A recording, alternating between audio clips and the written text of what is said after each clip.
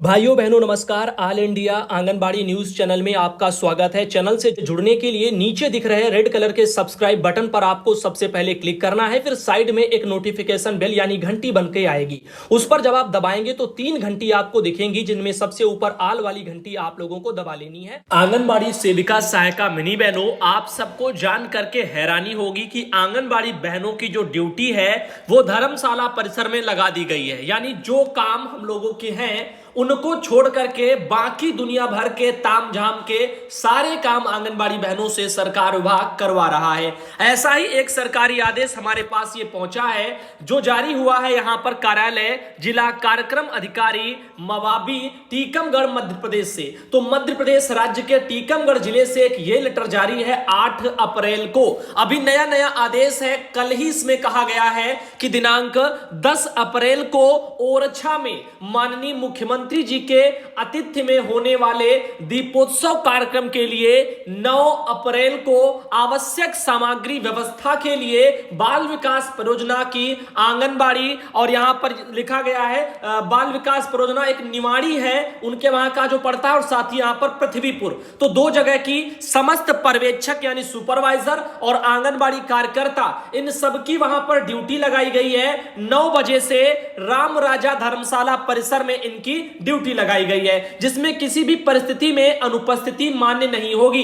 अब परियोजना अधिकारी बाल विकास निवाड़ी और पृथ्वीपुर राम राजा धर्मशाला परिसर में समय पर उपस्थित हो, यह आदेश तत्काल प्रभावशील होगा।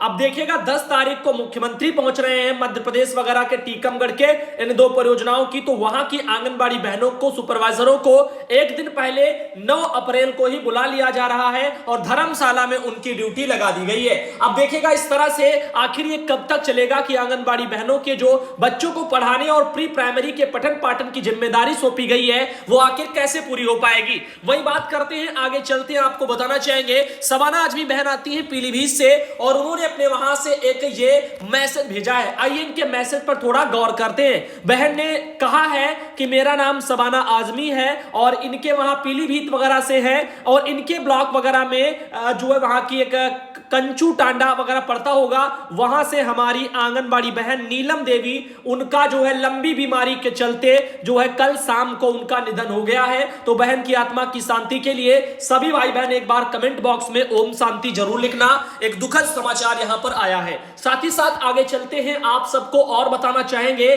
सुनकर के फिर से आप लोगों को अचरज होगा क्योंकि सूबे में तैनात 10,388 पोषण सखियों की सेवा समाप्ति की जो खबर है इलेक्ट्रॉनिक प्रिंट मीडिया में इन दिनों बहुत ही तेजी से वायरल हो रही है। यहां पर यह जानकारी एक हमारे पास भी पहुंची है। हिंदुस्तान ब्यूरो में झारखंड के रांची में यह खबर प्रसारित की गई है। आइए एक बार इस पर चर्चा कर लेते हैं। 31 मार्च तक के बकाया का होगा भुगतान बताया जा रहा है और उनकी नौकरी छीन ली गई है। तो 10,388 संख्या बहुत बड़ी होती है और इन सब की जो है पोषण सखियों की नौकरी चली गई। झारखंड के रांची से एक खबर निकली है। इसको सभी राज्यों के भाई बहन गंभीरता पूर्वक देखिएगा और ज्यादा से ज्यादा शेयर करिएगा। लिखा है झारखंड के 6 जिलों में तैनात 10,388 पोषण सखियों की सेवा समाप्ति कर दी गई है। महिला बाल विकास विभाग और सामाजिक सुरक्षा विभाग इन्होंने इस संबंध में निर्देश भी जारी कर दिए हैं। 1 अप्रैल 2022 की तिथि से इनकी सेवा खत्म कर दी गई है।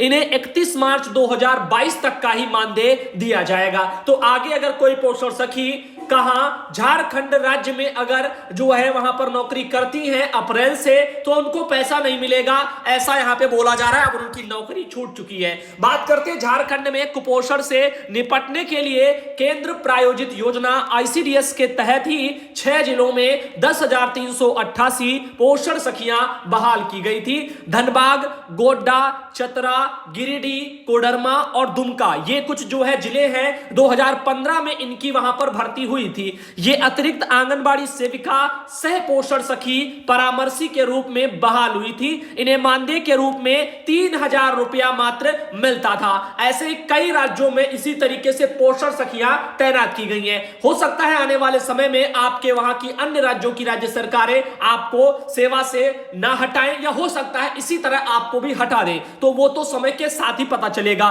केंद्र ने 2 साल बाद योजना बंद करने के साथ केंद्रांश रोक दिया था। बावजूद राज्य सरकार इनसे काम ले रही थी और अपने मद से भुगतान कर रही थी। यानी केंद्र सरकार ने पोषण सखियों को 2 साल के लिए महज रखा था, उसके बाद में उनको जो है अपना केंद्रांश, जो केंद्र का हिस्सा होता है मानदेय स्वरूप, वो उन्होंने रोक लिया था। उसके बावजूद क्या हुआ, राज्य सरकारें यानी झारखंड की राज्य सरकार इनको अपने पास से दे रही थी और अब क्या हुआ है, अब वो भी उनको वहां से हटा दिए हैं। बाकी बहुत से राज्यों में पोषण सखियां अभी भी काम कर रही हैं। बात करते हैं आगे, लिखा है कि पोषण सखियों ने स्थायीकरण व बकाया मानदेय को लिए वहां पर पिछले विधानसभा का भी घेराव भी किया था पिछले ही महीने। तो हो सकता है यही एकमात्र कारण है कि जो है यहां पर अपने पोषण सखियों ने अपने स्थायीकरण को लेकर के और अपने बकाया मानदेय को लेकर के उन्होंने पिछले महीने ही विधानसभा का घेराव पोषण सखियों ने किया था। शायद यही एक कारण होगा कि वहां की राज्य सरकार इनको जो है यहां पर उनको नौकरी से जो है पूरी तरीके से हटा दिया। इसके बाद सरकार की ओर से विभागीय मंत्री जोबा मांझी ने बकाया भुगतान की बात कही थी और सेवा पर समीक्षा कर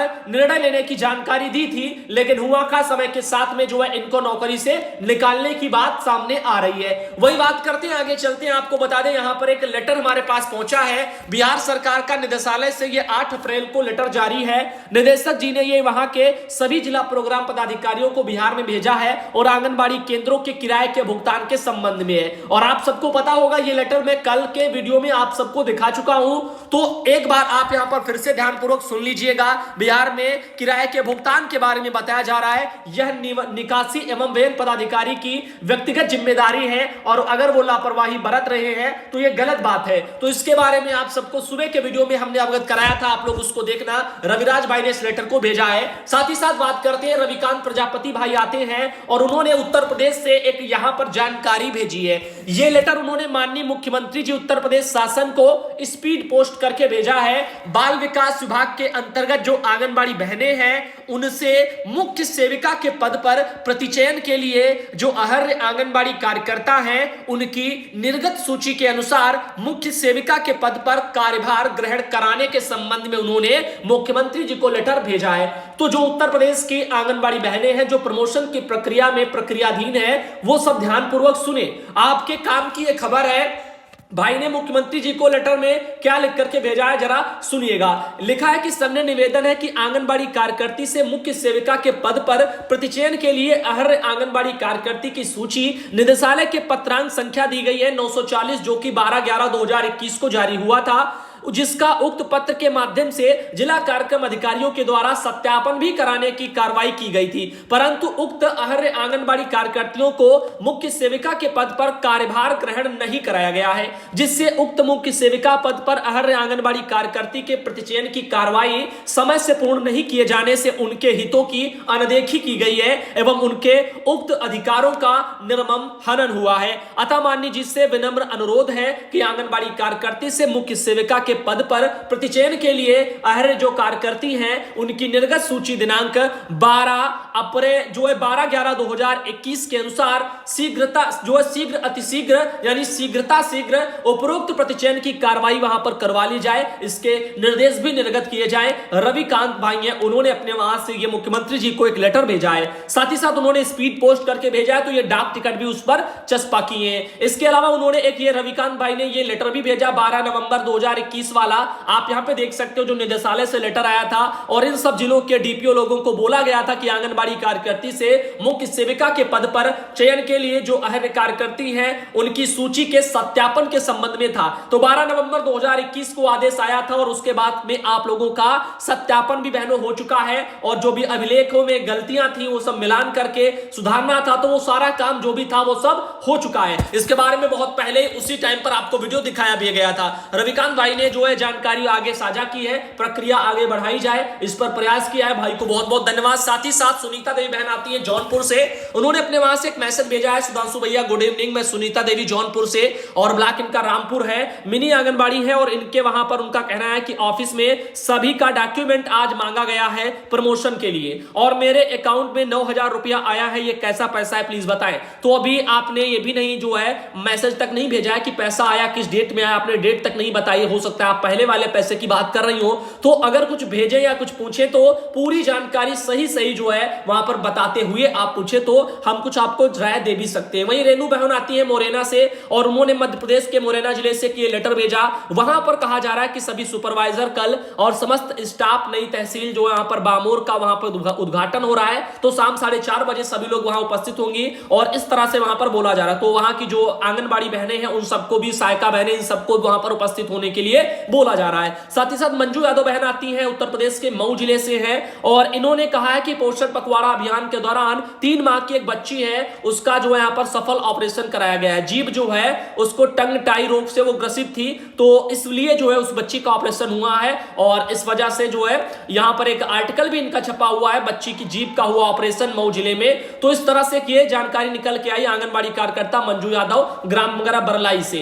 तो यहां पर आप देखिएगा इस तरह से आप सब भी प्रयास करें तो हो सकता है आपके क्षेत्र के जो लाभार्थी हैं किसी को एक नया जीवन दान मिल जाए। मंजू यादव बहन को बहुत बहुत धन्यवाद। साथ ही साथ गुलशन बहन आती है बदायूं से, उन्होंने अपने वहां से के लेटर लिख करके भेजा है, कहा है कि सेवा में महोदय बाल विकास परियोजना अधिकारी सहसवान बदायूं के। निवेदन इस प्रकार है कि सरजी आंगनबाड़ी गुलशन देवी केंद्र इनका है चंदेसी 4 जमगारा पर है मजरा लवेदपुर का राशन माह दिसंबर 2021 का वितरण किया जाना था। समूह बबली यादव के परिवार वालों ने राशन मजरा लवेपुर को नहीं लाने दिया। मदन लाल डीलर जसवीर व फतेह सिंह और चोव सिंह ने झगड़ा शुरू कर दिया। चंदेसी में ही वितरण होगा। मैं गुलशन देवी अपना किराया का वाहन लेकर वापस घर ले जाना पड़ा। सर जी आप समाधान करने की कृपा करें, आपकी जो अति कृपा होगी। तो समाधान हमारे स्तर से नहीं हो सकता है, आप अपने वहां के जो है परियोजना अधिकारी से जी हां बात कर रही हैं, तो भाई वहां के जो इनके सीडीपीओ हैं इस बारे में इनके मैटर में संज्ञान ले और समस्या का हल जरूर निकालें। साथ ही साथ रामेश्वरी मेश्राम बहन आती है मध्य प्रदेश के भोपाल से और उन्होंने अपने यूनियन की तरफ से जारी कुछ वीडियो भेजे हैं। इन वीडियो को आज जो है सुबह 10 और जो है दोपहर 3 में दिखाया जा चुका है। सुनीता बहन आती है मध्य प्रदेश के बैतूल जिले से। बहन ने कहा है कि आज हमारे वहां पर बैतूल वगैरह में आठनेर जो ब्लॉक पड़ता है वहां पर आंगनबाड़ी बहनों को मोबाइल फोन वितरित किए गए हैं। साथ ही साथ वहीं से की तस्वीर आप देख रहे हैं। और आगे अगर हम बात करें तो आज शाम का वीडियो हम यहीं तक रखेंगे। कल सुबह 7 बजे की खबरों में आप सब भाई बहनों को हम फिर से मिलेंगे। तमाम बड़ी खबरें भी रह गई हैं, बहुत सी बहनों के द्वारा और भी जानकारियां भेजी गई हैं जो आज आपको इस वीडियो में नहीं दे पाए हैं, वो सब जानकारी आपके कल सुबह के वीडियो में